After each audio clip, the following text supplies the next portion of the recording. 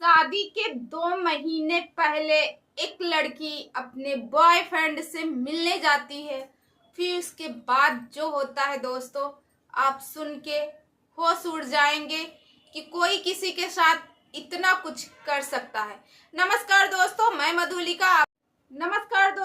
मधुलिका आप सबका स्वागत करती हूँ आपके अपने YouTube चैनल जिसका नाम है मधुलिका यूपीआर बियर। दोस्तों, आज की कहानी जो है बहुत ही प्यारी और बहुत ही अच्छी कहानी है। कहानी में आगे बढ़ने से पहले बस एक यही रिक्वेस्ट है, वीडियो को फुल वॉच कीजिएगा और चैनल में पहली बार आए तो चैनल को सब्सक्राइब करके बेल आइकन को भी प्रेस कीजिए, जैसे कि मेरा मोटिवेशन बढ़ता रहे। तो दोस्तों, आज की मैं एक कहानी लेके आई हूँ जिनको सुन के आपके होश उड़ जाएंगे। उत्तर प्रदेश के फिरोजाबाद की एक कहानी है। फिरोजाबाद से एक लड़की रहती है जिसका नाम प्रीति रहता है।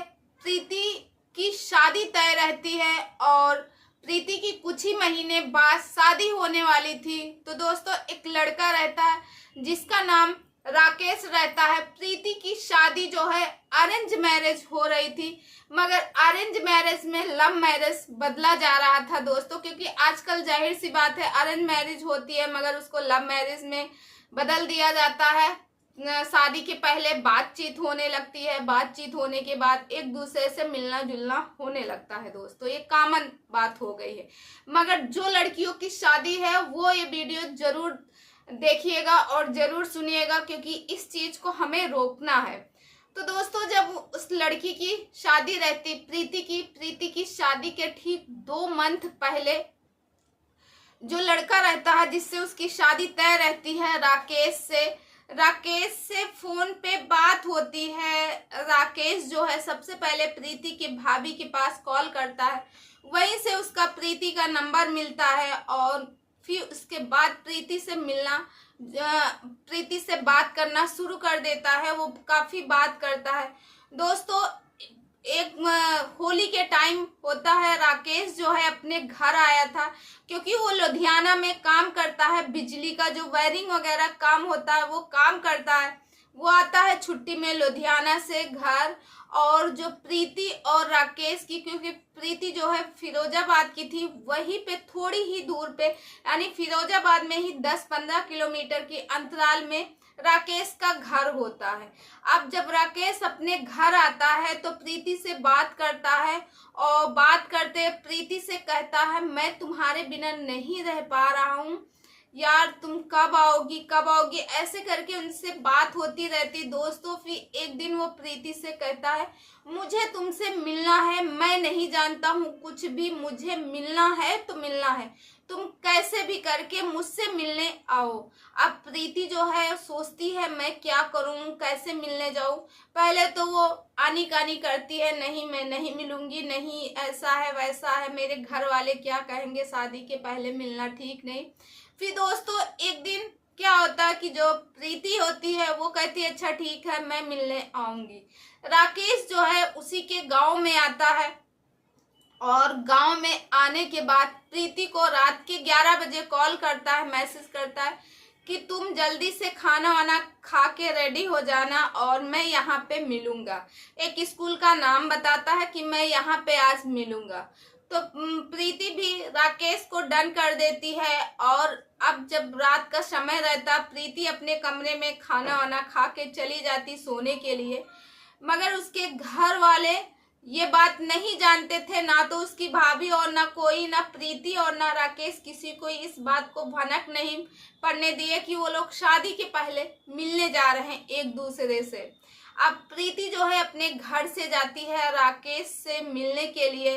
राकेश से जब वहां जाती है, राकेश उससे बात करता है और कम से कम 3-4 घंटे का टाइम एक दूसरे के साथ स्पेंड करते हैं, बिताते हैं टाइम। राकेश जो है प्रीति से पहले मीठी मीठी खूब बातें करता है, प्रीति के साथ शारीरिक संबंध बनाता है और प्रीति से सब बहुत सारी बातें करता है। प्रीति से कहता मैं तुम्हारे बिना नहीं रह सकता हूँ, तुम्हारे लिए मैं इतनी दूर से आया हूँ, ऐसे करके सब कुछ। पहले तो प्रीति एक बार मना करती है, फिर वो राकेश कहता है अरे तो क्या हुआ, तुम तो मेरी अब वाइफ हो, हमारी तुम्हारी अब शादी हो रही, तो हम लोग अगर शारीरिक संबंध बनाए हैं तो इसमें कोई गलत नहीं है।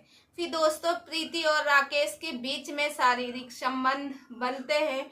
उसके साथ एक बार नहीं दो बार राकेश उसी रात में प्रीति के साथ शारीरिक संबंध बनाता है। फिर उसके बाद दोस्तों कहानी तो अब शुरू होती है। उसके बाद दोस्तों जो राकेश रहता है प्रीति का गला काट देता है।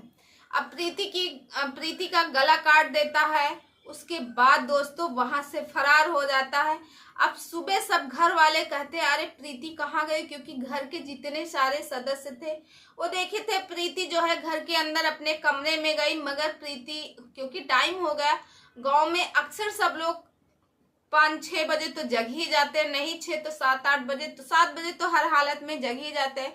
और सुबह के 9 बज गए, प्रीति अभी जगी नहीं थी। उसकी माँ ने कहा उसकी भाभी से कि प्रीति क्यों नहीं जगी, ऐसे तो वो सुबह जग जाती है, घर का सारा काम काज करती है, सीधी लड़की है।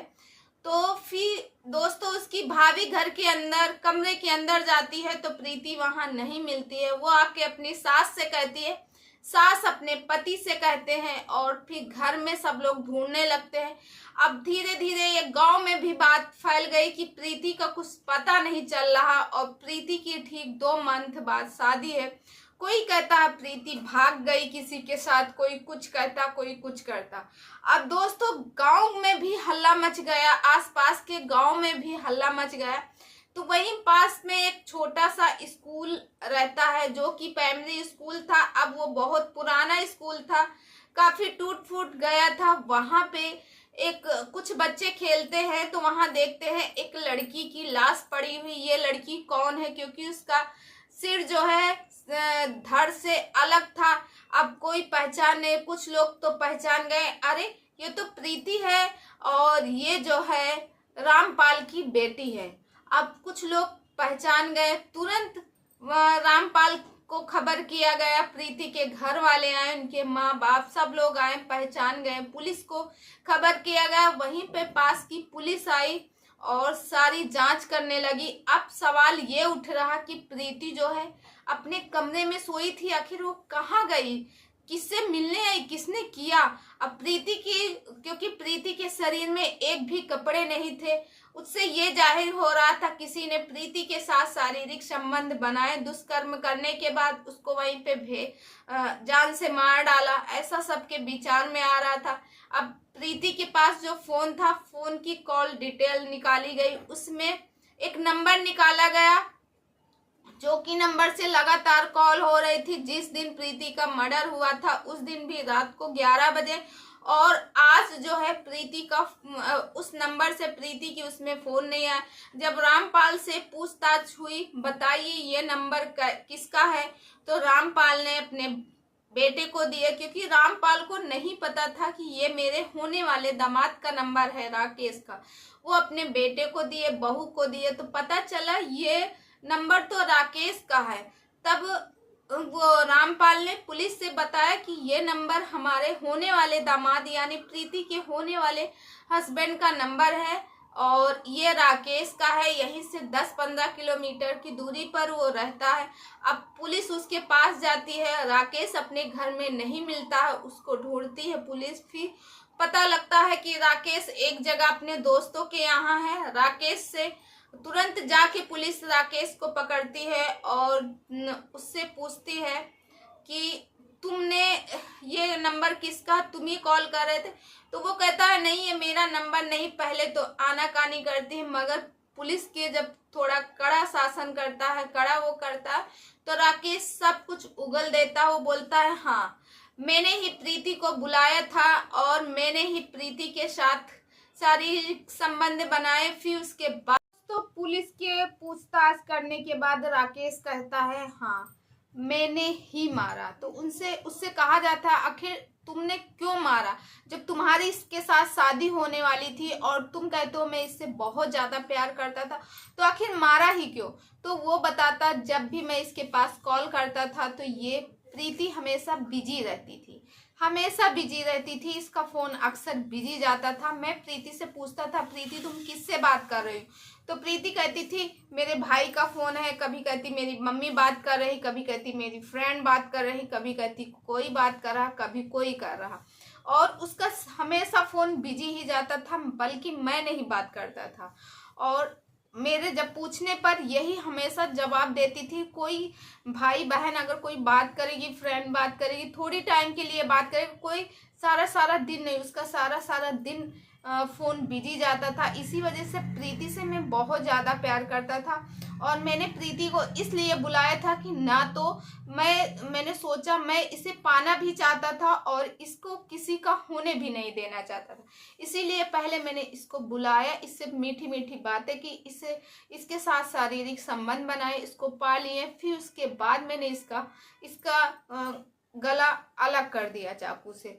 तो दोस्तों, शक के आधार पर राकेश ने प्रीति को इस जीवन से विदा कर दिया।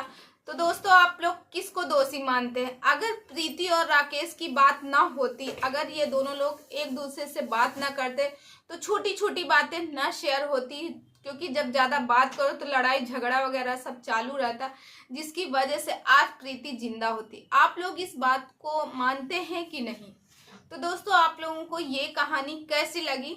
मेरा ये कहानी सुनाना किसी को हर्ट करना नहीं था, मगर हाँ, मुझे अच्छी लगी कहानी। मैंने कहा चलो आप लोगों के साथ भी शेयर करते हैं। जिनकी शादी होने वाली है, जिन लड़कियों की, मैं उनसे एक ही रिक्वेस्ट करूंगी कि प्लीज अगर आपकी अरेंज मैरिज हो रही तो अरेंज ही रहने दो। अगर उसको लव मैरिज में कन्वर्ट कर रही तो थोड़ा सोच समझ के किसी से बात करो, मगर इतना नहीं कि मैं यहाँ बैठी हूँ, यहाँ उठी हूँ, ये कर रही हूँ, वो करूँ, ये सब मत करो।